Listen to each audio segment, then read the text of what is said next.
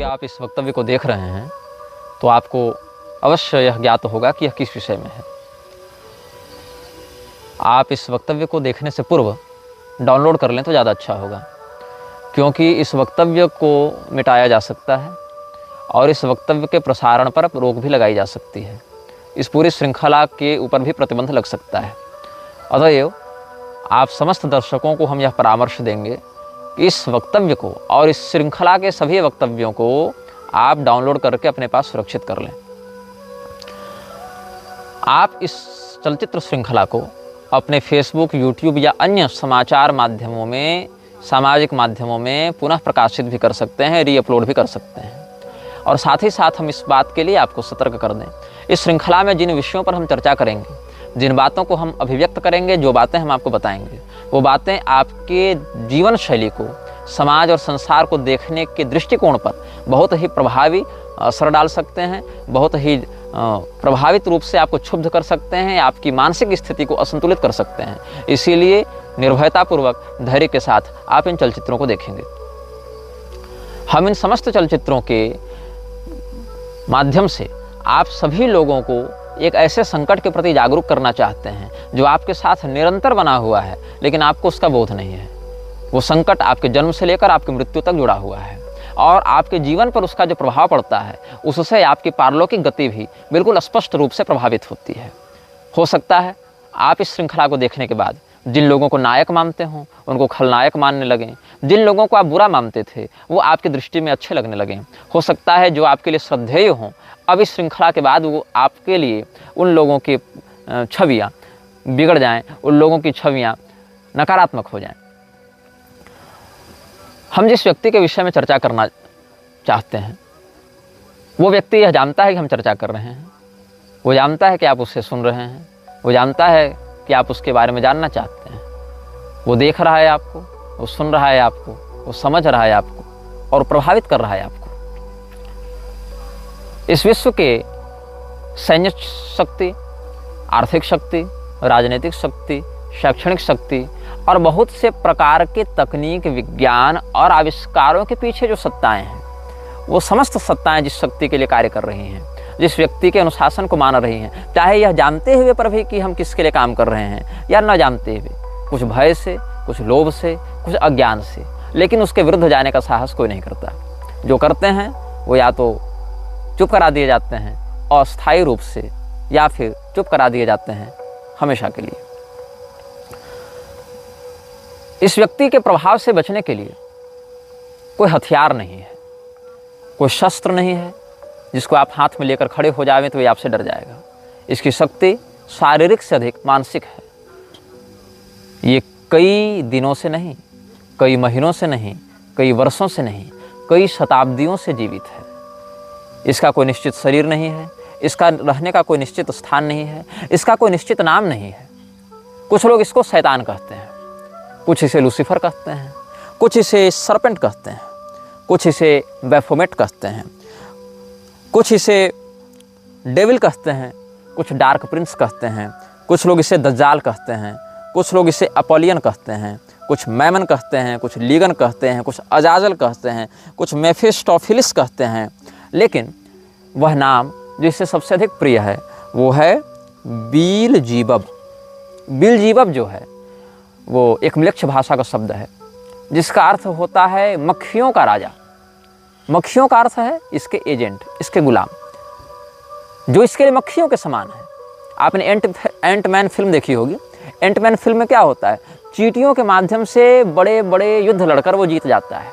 चींटियाँ देखने में छोटी हैं, लेकिन अगर एकजुट होकर कोई कार्य करें तो उसका प्रभाव बहुत अधिक होता है। इसलिए छोटी सी छोटी चींटियों का समूह भी अगर किसी बड़े वृक्ष के अंदर प्रविष्ट हो जाए, उसकी पूरी जड़ को खोखली करके बड़े से बड़े वृक्ष को धराशायी कर देती है। बड़े से बड़े पर्वतों को वह चींटियाँ छोटे छोटे धूल में परिवर्तित करने का, छोटे छोटे धूल के कणों में परिवर्तित करने का साहस रखती हैं। आप एक कल्पना करके देखें, इस विश्व के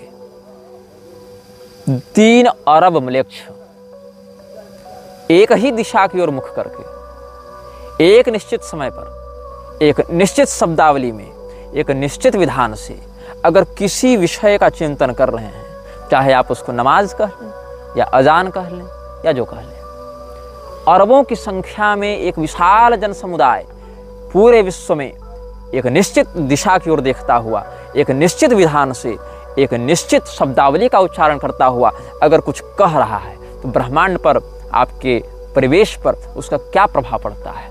ये चींटियाँ, ये मक्खियाँ दिखने में छोटी होती हैं, लेकिन एकजुट होकर कोई कार्य करें तो बड़े से बड़े परिणाम को बना सकती हैं या रोक सकती हैं। तो जो नाम इसे सबसे अधिक प्रिय है, ऐसे मैं बताऊं, ये सीधे सीधे इस्लाम की बात नहीं, ये सीधे सीधे ईसाइयत की बात नहीं, ये सीधे सीधे यहूदियों की या हिंदुओं की बात नहीं, ये बात है न्याय, धर्म, सत्य, अन्याय, अधर्म और असत्य, इन्हीं दो पक्षों की, चाहे वो किसी भी रूप में आपके समक्ष प्रस्तुत हो। तो जो नाम इसे सबसे अधिक प्रिय है उसको कहते हैं बेल्ज़ेबब। बेल्ज़ेबब का अर्थ है मक्खियों का राजा, ऐसे इसको प्रिंस ऑफ डार्कनेस भी कहते हैं। अलग अलग सभ्यताओं ने इसे अलग अलग नामों से पुकारा और इसे अपने नाम, अपने जगह, अपने शरीर बदलने में बड़ा आनंद आता है। ये कहाँ उत्पन्न हुआ, कब से है, इसके विषय में कुछ निश्चित नहीं कहा जा सकता, मैं भी नहीं कह सकता। मैं इसके बारे में सब कुछ जानता हूँ ये मैं दावा नहीं करता, क्योंकि मैं जो बातें आपको बता रहा हूँ इस बात का भी संज्ञान इसे है। अब आप पूछेंगे कि ये आपको रोकता क्यों नहीं, क्योंकि ये जानता है कि मेरे बताए गए वक्तव्यों से इसके अस्तित्व पर कोई प्रभाव नहीं पड़ेगा। ये इतनी बड़ी सत्ता है कि मेरे कहे हुए शब्दों से इसको प्रभाव नहीं पड़ेगा, आपके सुनने से इसको प्रभाव नहीं पड़ेगा, आपके द्वारा दिए जा रहे प्रयासों से, आपके द्वारा दिए जा रहे परिश्रमों से इसकी सत्ता क्षुब्ध नहीं होगी, इसकी सत्ता प्रभावित नहीं होगी। कुछ लोग इसे अस्मोडियस कहते हैं। मैंने इसके कुछ नाम अपने शोध से व्यक्त किए हैं, कुछ अपनी साधना से व्यक्त किए हैं। मेरे कथनों में एक बड़ा अंश मेरे अध्ययन का होगा, एक बड़ा अंश मेरी साधना का होगा, एक बड़ा अंश उन विशेषज्ञों से बैठकों का होगा जिनके साथ मिलकर हमने इस विषय में शोध किया है। कुछ लोग इसे अजाजिल कहते हैं, कुछ बेफोमेट कहते हैं, कुछ सेखमेट कहते हैं, कुछ बेहमत कहते हैं, कुछ समेरियस कहते हैं, कुछ मार्दुक कहते हैं। और आप एक फिल्म देखे होंगे थुम्बाड़, जिसमें एक शैतान होता है जिसका नाम था हस्तर। आपको लगता है फिल्में केवल डायरेक्टर्स या स्क्रिप्ट राइटर्स की कल्पना से बनती हैं, ऐसा नहीं है। उन कल्पनाओं की प्रेरणा देने वाली शक्तियाँ प्रयास करती हैं कि समाज में इन नामों की लोग चर्चा करें, और जिसके नाम की अधिकाधिक चर्चा होती है उसकी शक्तियाँ भी बढ़ती हैं। तो इसका एक नाम है अस्तर, इसी नाम को थोड़ा सा बदल कर दिया गया हस्तर। तो अस्तर जो है ये भी इसके अनेक नामों में से एक नाम है। अब ये व्यक्ति कब से है, कहाँ रहता है, इस विषय में हम चिंतन करते हैं। इसका वास्तविक नाम क्या है ये मैं दावे के साथ नहीं कह सकता, लेकिन जिस नाम का प्रयोग करके इसने अपनी वास्तविकता की एक झलक हमें दिखाई, उसका नाम भी बड़ा विचित्र है। उसको कहते हैं आर्द्रम्लेच्छ। आदिम्लेच्छ नहीं, आर्द्रम्लेच्छ। हम सुविधा के लिए आपके सामने इसका नाम बताएंगे म्लेच्छराज, क्योंकि इसके वास्तविक नामों का उच्चारण करने से इसकी शक्तियाँ बढ़ती हैं, और हम चाहते नहीं कि इस श्रृंखला में इसके नाम का बार बार प्रयोग करके हम इसकी शक्तियों को अपने ही ऊर्जा प्रदान कर करके विस्तृत करें। आपने हैरी पॉटर फिल्म देखी होगी, वहाँ वोल्डेमॉर्ट का एक किरदार था, the one who can't be named. उसका नाम लेने से लोग डरते थे। मैं डरता नहीं हूँ, इसीलिए श्रृंखला को निर्गत कर रहा हूँ, लेकिन मैं ये बात आपको अवश्य बता दूँ कि इसके वास्तविक नामों का आप जितना कम प्रयोग करें उतना अच्छा है। वास्तविक नाम है आर्द्रम्लेच्छ, लेकिन आप अच्छे से समझ जाएं, इसके लिए हम इसके नाम का प्रयोग करेंगे म्लेच्छराज के रूप में। इसका एक नाम आहरिमान भी है। आहरिमान और आर्द्रम्लेच्छ दोनों इसका वास्तविक नाम है। आहरिमान आर्द्रम्लेच्छ इसका नाम है, आर्द्रम्लेच्छ इसका सरनेम है, आहरिमान इसका नाम है। तो आहरिमान आर्द्रम्लेच्छ ये इसका पूरा नाम है, first name and last name. तो ये व्यक्ति कहाँ रहता है, ये अभी जिस प्रारूप में चल रहा है, जिस प्रकार की गतिविधियों को लेकर चल रहा है, इस प्रकार की गतिविधियां ये 800 वर्षों से कर रहा है। ऐसा नहीं है कि 800 वर्ष पहले से जिंदा है, ये जिंदा उससे पहले से, उससे बहुत पहले से जिंदा है, लेकिन उससे पहले ये अपने शरीर जल्दी जल्दी नहीं बदलता था, उससे पहले ये अपना घर जल्दी जल्दी नहीं बदलता था, क्योंकि विश्व की जनसंख्या और विश्व की तकनीक, संचार माध्यम बहुत पीछे थे, बहुत कम थे। जैसे जैसे तकनीक बढ़ती है और जैसे जैसे जनसंख्या बढ़ती है, उतनी शीघ्रता से इसको अपना शरीर बदलना होता है, उतनी शीघ्रता से इसको अपना ठिकाना बदलना होता है। तो पिछले, मतलब आप समझ लें कि अगर आधुनिक काल गणना के अनुसार माने तो ईसा की पहली शताब्दी से लेकर ईसा की 12वीं शताब्दी में 1200 वर्षों में इसने अपने ठिकाने 8 से 10 बार बदले, और इधर 800 वर्षों में इसने अपने ठिकाने लगभग 10 बार बदले। हर 2 पीढ़ियों में ये अपना ठिकाना बदल रहा है, जिसमें 4 ठिकाने इसने पिछले 80 वर्षों में बदले हैं। क्योंकि इन 80 वर्षों में तकनीक का विकास अधिक हुआ, संचार माध्यमों का विकास अधिक हुआ, यातायात माध्यमों का विकास अधिक हुआ। इसीलिए समय अनुसार ये प्रयास करता है कि विश्व की जनसंख्या को ऐसे बिंदु पर आकर रोका जाता रहे कि इसको बारंबार अपना स्थान और अपना शरीर न बदलना पड़े। क्योंकि जितने अधिक लोग बढ़ेंगे उतने अधिक विचारें बढ़ेंगे, उतनी विचारधाराएं बढ़ेंगी। विचारों की बढ़ोतरी से हर व्यक्ति की मानसिकता पर प्रविष्ट होकर उसको नियंत्रित करना कठिन होने लगता है, सर्वर लोड बढ़ता है। इसीलिए कम हो लेकिन वफादार गुलाम हो हमारे, तो ऐसे लोग इसको अधिक प्रिय हैं। मैं जिस स्थान पर बैठकर ये बात कह रहा हूँ, उस स्थान पर मैं 29 जुलाई 2015 की रात को भी बैठा हुआ था। क्यों? क्योंकि मुझे धमकी आई थी इसी मलेच्छराज के कुछ गुलामों से, जो मेरा अपहरण करना चाहते थे। और तब हम अपने घर से लगभग 1280 किलोमीटर दूर इस जगह पर बैठे थे। समय था रात के 7 बजे और दिनांक था 29 जुलाई 2015। अब मैं ये बताता हूँ कि ये रहता कहाँ है। सबसे पुराना ठिकाना जो हमें इसका प्राप्त हुआ था वो था तुर्की में। तुर्की में एक जगह है जिसको आज प्लूटोज गेट के नाम से जाना जाता है। प्लूटोज गेट डेनिजली प्रोविंस में है, जो तुर्की में है। यहाँ पर लगभग ये 150 वर्षों तक रहा और 150 वर्षों तक इसने किया अपनी शक्तियों को बढ़ाया। सक्रिय तब भी था, लेकिन अपनी शक्तियों को इतना बढ़ाया कि ये सामाजिक सम्मोहन कर सके। कितने लोगों तक? लगभग 2 से 3 हजार लोगों की भीड़ को एक लक्ष्य के प्रति मानसिक रूप से सम्मोहित कर सके, ऐसी इसकी योजना थी और जिसमें ये सफल हुआ। इसके बाद इसने अपना ठिकाना बदला। इसके बाद इसने अपना ठिकाना बनाया इजराइल के बगल में। अब वो फ़लस्तीन है या वो इजराइल है, इस विवाद में हम नहीं पड़ेंगे क्योंकि ये झगड़े का विषय है। लेकिन इजराइल हो या फ़लस्तीन हो, इसने जेरिको या जेरिचो, जो भी इसका उच्चारण भाषा में किया जाता है, JERICHO, जेरिचो या जेरिको, जहाँ तक जेरिको होना चाहिए उच्चारण, ये फ़लस्तीन का प्रांत माना जाता रहा है या इजराइल का प्रांत माना जाता रहा है। ये विवादित विषय है, लेकिन इसने अपना ठिकाना यहीं पर बनाया। अभी इस वीडियो क्लिप में 4 मिनट की रिकॉर्डिंग हमारी नहीं हो पाई थी किसी तकनीकी खराबी के कारण। इस श्रृंखला की घोषणा जब हमने की थी, उसी समय से हमारे फ़ोन पर ऑटोमेटिक फीड्स में कुछ ऐसी बातें स्वयं आ रही हैं जो कि ऑफलाइन बातें हैं। ऐसा नहीं कि मैं कुछ नेट पर सर्च कर रहा हूँ या कुछ मैं ट्रेलर रिलीज कर रहा हूँ तो उसका एल्गोरिदम पकड़कर कुछ सजेशंस मिल रहे हैं, ऐसा नहीं है। मतलब बिल्कुल ऑफलाइन तरीके से भी जिस मोबाइल से वाईफाई या सिम कनेक्टेड नहीं है, उन मोबाइल्स पर भी कुछ सर्च करने पर, फोल्डर पर भी सर्च करने पर, ड्राइव में भी सर्च करने पर कुछ ऐसी बातें अप्रत्याशित रूप से सामने आ रही हैं जो कि हमारी संज्ञान में नहीं थी। और अभी क्या हुआ कि जब मैं इस क्लिप की दूसरी प्रति बना रहा था, एक दूसरा भाग अब रिकॉर्ड कर रहा था, तो लगभग 5 मिनट रिकॉर्डिंग होने के बाद वो स्वयं कैमरा बंद हुआ और उसके बाद वो रिकॉर्डिंग स्वयं मिट गई। इसीलिए हम इस वक्तव्य को पुनः रिकॉर्ड कर रहे हैं। ठीक है, तो हम बता रहे थे आपको कि वो भाग जो इजराइल और फिलिस्तीन के मध्य विवादित है, जेरिको जिसको कहा जाता है, वहाँ पर इसने बहुत तपस्या की और ये जीसस का समकालीन समय था। तो जीसस का जन्म जो है वो इसके उद्देश्य को पूर्ण करने के लिए तो नहीं हुआ था, लेकिन अंततः इसने जीसस के उद्देश्य में अपना उद्देश्य घुसा दिया और वो काम किया जो काम जीसस नहीं चाहता था। मैं जीसस का महिमामंडन नहीं कर रहा, जीसस को प्रोत्साहित नहीं कर रहा, जीसस की वकालत नहीं कर रहा। मैं बस ये बता रहा हूँ कि जीसस से जब इसकी मुलाकात हुई थी तो जीसस ने अपने अनुयायियों को सतर्क किया था। जॉन 14:30 में आप इसका प्रमाण देख सकते हैं। जीसस ने इसके आगमन की बात कही थी।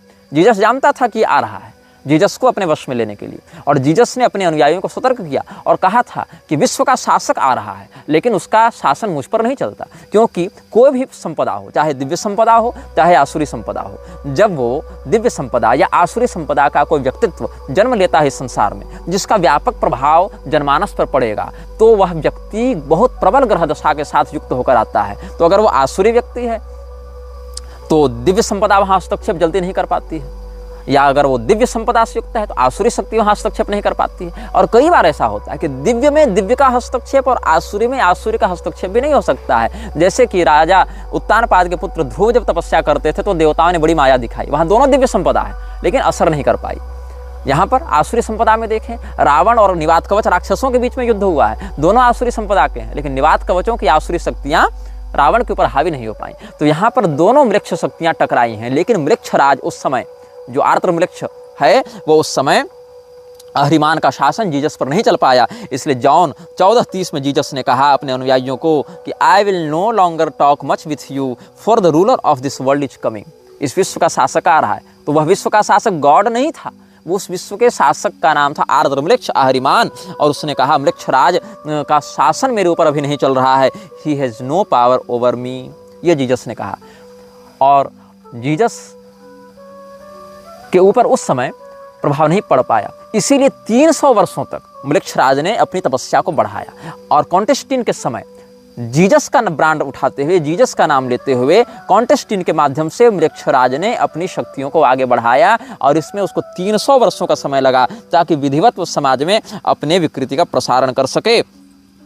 और इस समय वो कहाँ था? उस समय न्यू ऑरलिन्स लुसियाना में था, जहाँ गेट्स ऑफ जीनी है।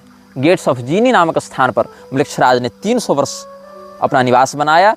और लुसियाना शहर में, जो कि एक म्लेच्छ प्रांत है, वहाँ पर इसने अपनी शक्तियों को बढ़ाने का काम किया। इसके बाद लगभग हर 100 साल 150 साल में ये अपना स्थान बदलता रहा, जिसमें ये जापान आया और श्रेजान की पहाड़ियों में इसने तपस्या की। फिर ये चीन आया, वहाँ चोंग क्विंग मिंग के पहाड़ी में इसने तपस्या की। फिर ये ग्रीस आया, वहाँ केप मेटापान की गुफाओं में इसने तपस्या की। फिर ये चेज गणराज्य चला गया, जहाँ इसने किला बनाया जिसको होस्का कैसल कहा जाता है। होस्का कैसल में इसने तपस्या की। वो किला 3-4 बार बना है, लेकिन प्रारंभ में उसने म्लेच्छराज ने ही इसकी नींव रखी थी। यहाँ पर ये अभी भी विद्यमान है, इन जगहों पर अभी भी इसके मुख्यालय विद्यमान है। फिर ये इटली में 2 मुख्यालय बनाता है। चेज रिपब्लिक के बाद इटली पहुँचा। इटली में इसने अपने 2 मुख्यालय बनाए, एक केव ऑफ सिविल में, सिविल की गुफा में इसने बनाया, और एक रोम में भी इसकी गद्दी है जिसको लेक्टस कर्टियस कहते हैं। लेक्टस कर्टियस की जो गद्दी है वो इटली के रोम में है, वहाँ पर म्लेच्छराज की एक प्रधान गद्दी है। फिर वहाँ से ये मैक्सिको पहुँचा, जहाँ पर मिक्टलैन एक स्थान है, वहाँ पर इसकी एक गद्दी है। बेलीज में एक्टोन टूनिसिल मुखनाल नाम की गुफा है, वहाँ पर इसका है। आइसलैंड में एक ज्वालामुखी है, उसके अगल बगल भी इसका शासन था, जिसको हेकला ज्वालामुखी कहा जाता है। फिर पेंसिल्वेनिया में सप्तद्वार नामक स्थान है, 7 गेट्स ऑफ हेलम, वहाँ पर भी एक इसका स्थान है। और ग्रीस में मैं बता चुका हूँ केप मेटापेन गुफाएं, वहाँ पर भी, मतलब कहीं पहाड़, कहीं किला, कहीं गुफा, ऐसे स्थानों पर तपस्या करता रहा। अब प्रश्न है, तपस्या इसने किसके की? किसी देवता की, किसी भूत की, किसी पिशाच की, किसकी तपस्या की? इसने तपस्या की पश्चिमामनाय तंत्र के मंत्रों की। भगवान महादेव ने भी इस बात का उद्घोष किया है कि विश्व में बढ़ते म्लेच्छ तंत्र में पश्चिमामनाय तंत्र के मंत्रों का बहुत बड़ा हाथ होगा। और पश्चिमामनाय मंत्रों की एक बड़ी ऊर्जा इस्लामिक आतंकवाद को प्रोत्साहित करने में भी लगती है। तो उस मंत्र की उसने आराधना की, साधना की, मंत्राधिष्ठात्री आसुरी शक्तियों की इसने आराधना की।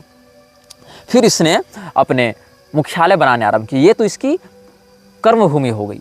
इन स्थानों पर इसने अपनी शक्तियों को बढ़ाया और अपनी शक्तियों को, ये 12वीं शताब्दी तक की बात है। 12वीं शताब्दी के बाद ये आया प्रोवो ऊटा नामक स्थान पर। प्रोवो ऊटा स्थान पर आकर इसने अपनी एक गद्दी स्थापित की, अपना एक मुख्यालय बनाया। फिर ये माल्टा चला गया। माल्टा शहर में जो गोजो द्वीप है, गोजो द्वीप पर इसने कब्जा किया। माल्टा शहर में ये रहा।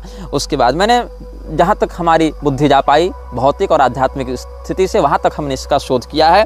और मैं बताऊँ, फिर ये स्कॉटलैंड गया, वहाँ स्काराब्री नामक स्थान पर ये रहा। फिर ये उत्तरी स्लोवेनिया गया और वहाँ पर पोटोक की गुफाओं में रहा। फिर ये इराक पहुँचा, कुर्दिस्तान इराक के क्षेत्र में इवरिल का सीटाडेल इसने बनवाया, वहाँ पर ये रहा। फिर फ्रांस चला गया, वहाँ पर लेस्कक्स की गुफाओं में रहा। फिर स्पेन के केव ऑफ इल कैस्टेलियो में ये रहा। उसके बाद ये तुर्की आया, गोवेकली टेप में ये रहा। इस प्रकार से अलग अलग स्थानों पर घूमता हुआ अंत में ये पहुंचा कोला प्रायद्वीप। कोला प्रायद्वीप में आज से 50 साल पहले म्लेच्छराज रहता था। जब कोला प्रायद्वीप में वैज्ञानिकों का शोध बढ़ने लगा तो कोला प्रायद्वीप को छोड़कर ये पहुंच गया तुर्कमेनिस्तान के काराकुम रेगिस्तान में। और पिछले 1 साल तक ये तुर्कमेनिस्तान के काराकुम रेगिस्तान में रहता था।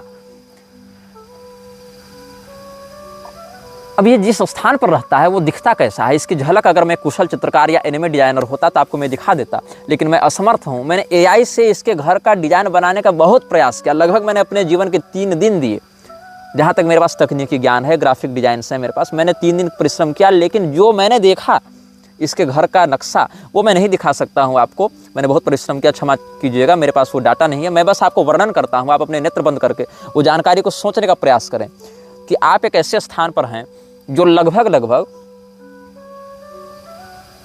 आधा किलोमीटर लंबा और आधा किलोमीटर चौड़ा है। मतलब वो स्क्वायर नहीं है, आप ऐसा समझें कि वो आधा किलोमीटर रेडियस का एक गोलाकार क्षेत्र है। उस गोलाकार क्षेत्र के मध्य में एक तल्ले का एक घर है। ये अंडरग्राउंड नहीं है, ये ज़मीन के ऊपर है और उसकी छत एक तरफा स्लोप वाली है।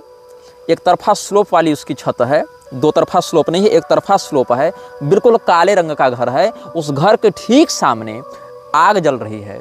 कुछ टूटे हुए वाहन हैं, कुछ बिजली के खंभे हैं जहाँ पुराने बल्ब लग रहे हैं और उन बल्बों की रोशनी जहाँ तक है वहाँ तक तो प्रकाश है, लेकिन उसके आगे घुप घना अंधेरा है।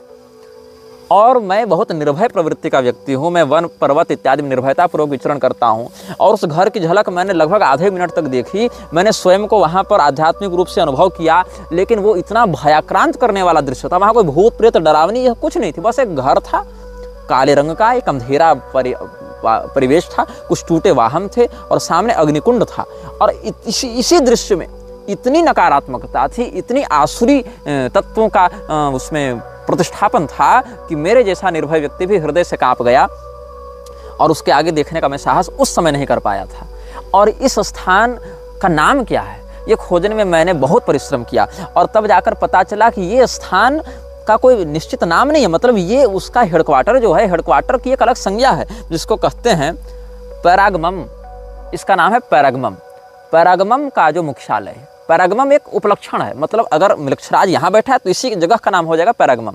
अगर मृक्षराज दिल्ली में बैठा है तो उस जगह का नाम हो जाएगा पैरागमम। अगर मृक्षराज वाशिंगटन में बैठा है तो उस स्थान का नाम हो जाएगा पैरागमम। मतलब पैरागमम को निश्चित स्थान नहीं है, पैरागमम वो थ्रोन है जिस पर मृक्षराज बैठता है, वो उसका हेडक्वार्टर है। चाहे वो कहीं बना ले, चाहे वो आपके मन में बना ले, तो आपका मन हो जाएगा पैरागमम। इस प्रकार से अलग अलग स्थानों पर वो रहता है। सीरिया में भी इसकी गतिविधियाँ हमने 2017 से 18 के मध्य में देखी थी, अनुभव की थी। मतलब देखी थी मतलब गया नहीं था, अनुभव की थी और एक शाक्त परंपरा के साधक से इसकी पुष्टि भी की थी। तो हमने आपको इस विषय में मूलभूत जानकारी आज देने का प्रयास किया है, इसके नाम के विषय में, इसके उद्देश्य के विषय में, इसके रहने के ठिकानों के विषय में। इसीलिए इस एपिसोड को हम किसी नाम से युक्त नहीं करेंगे। इस एपिसोड में हम इन्फिनिटी का चिन्ह लगाते हैं और आप सबों को हम अंत में जाते जाते एक चेतावनी देंगे। इस वीडियो को देखने से पहले अगर आप डाउनलोड कर चुके हैं तो अच्छी बात है, नहीं तो अब इस वीडियो का अंत तो होने वाला है, अब बिल्कुल डाउनलोड कर लें। और इस वीडियो की श्रृंखलाओं को आप जब भी देखेंगे तो आप एक मंत्र का पाठ करें वीडियो को देखने के पहले और वीडियो को देखने के बाद, और अपने जीवन का इसको अभिन्न अंग बना लें। इस मंत्र को मैं डिस्क्रिप्शन में लिख भी दूंगा और मैं बोलकर भी सुना देता हूँ। कर्कोटकस्य नागस्य दमयन्त्या नलस्य च ऋतुपर्णस्य राजर्षेः कीर्तनम कलिनाशनम। एक बार और सुन लीजिए। ऋतुपर्णस्य राजर्षेः कीर्तनम कलिनाशनम, यही वाला श्लोक है। शुरू से पहला बोलता हूँ। कर्कोटकस्य नागस्य दमयन्त्या नलस्य च ऋतुपर्णस्य राजर्षेः कीर्तनम कलिनाशनम। अर्थ क्या है? निषध देश के राजा नल, विदर्भ देश की राजकुमारी दमयंती, अयोध्या के महाराज ऋतुपर्ण और कर्कोटक नाग, इन चारों का स्मरण करने से कलि पुरुष कलियुग आपको पीड़ा नहीं देता, बाधा नहीं देता। आप अभी जिस आध्यात्मिक स्थिति में हैं, अपने इष्ट का चिंतन करते हुए, अपने गुरुमंडल का चिंतन करते हुए, अपने कुलागमोक्त देवताओं का चिंतन करते हुए इस मंत्र का अधिकाधिक चिंतन करें, पाठ करें। प्रातःकाल उठकर इसका अधिकाधिक चिंतन किया करें, इस मंत्र के अर्थ का चिंतन किया करें और परब्रह्मणे नमः ऐसा कह के भगवान को प्रणाम करें, अपने इष्ट को प्रणाम करें। और मृक्षराज से आपका जीवन मानसिक, शारीरिक, सामाजिक रूप से प्रभावित न हो, इसके लिए अपने मन को अधिकाधिक सबल बनाएं, क्योंकि आपका भय ही मृक्षराज का आहार है। यह वीडियो जल्द ही हटा दिया जा सकता है। कृपया थर्ड पार्टी ऐप्स का उपयोग करके डाउनलोड करें। आप इस वीडियो को अपने चैनल पर फिर से अपलोड भी कर सकते हैं।